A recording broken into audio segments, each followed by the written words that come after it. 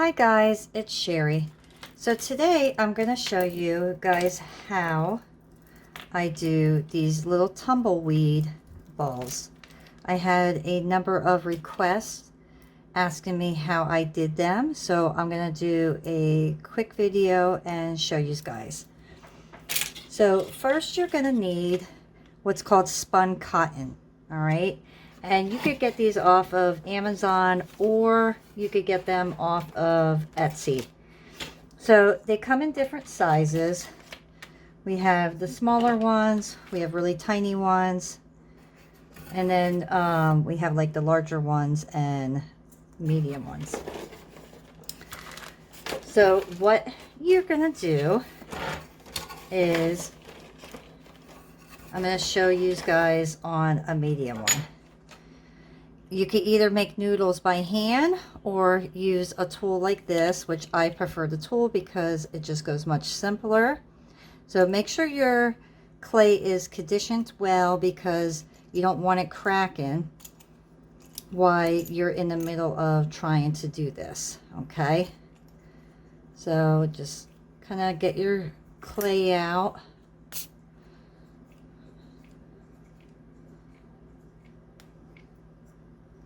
Okay, that should be good. And then you can either use a stick to hold it on. I like to kind of pop a hole through so I know where my end pieces are.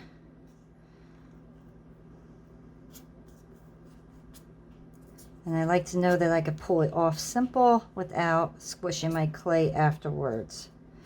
You could also just hold it in your hand if you want to. So get your noodle, and then you're just going to kind of wrap it around. And I just stick the very first part there, and then just kind of spin it. And you're going to go in different directions.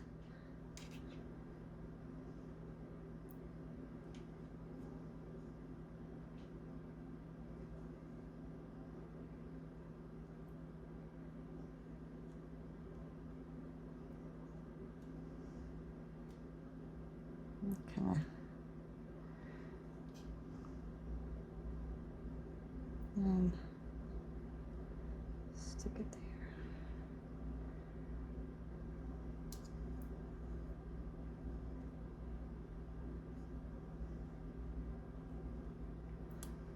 And when you're doing this, you want to make sure that you're leaving some type of hole that you could pull this cotton out afterwards, okay?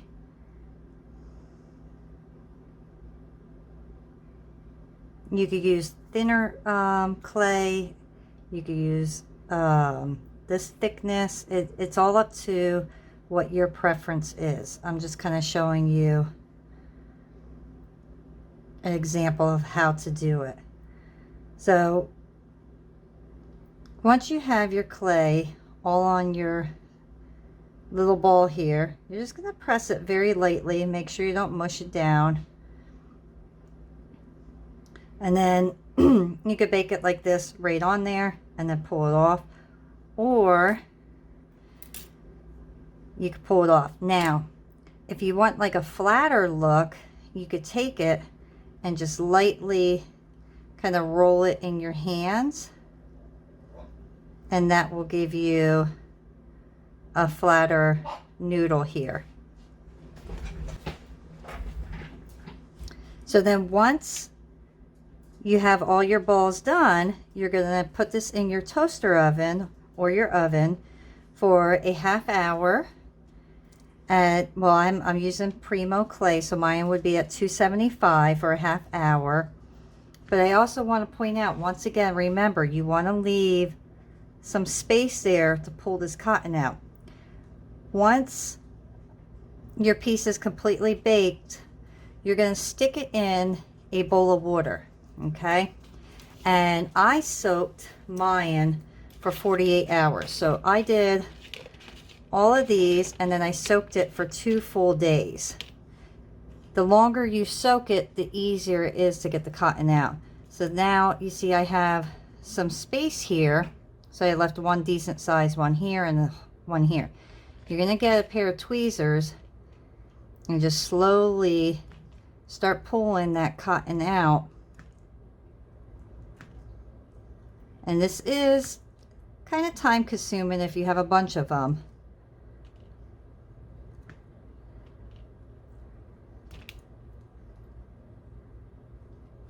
Once in a while you'll get a nice big chunk that you can just pull it all out at once, but it doesn't happen often. So like I said, the longer you soak your cotton for, the easier it will come out.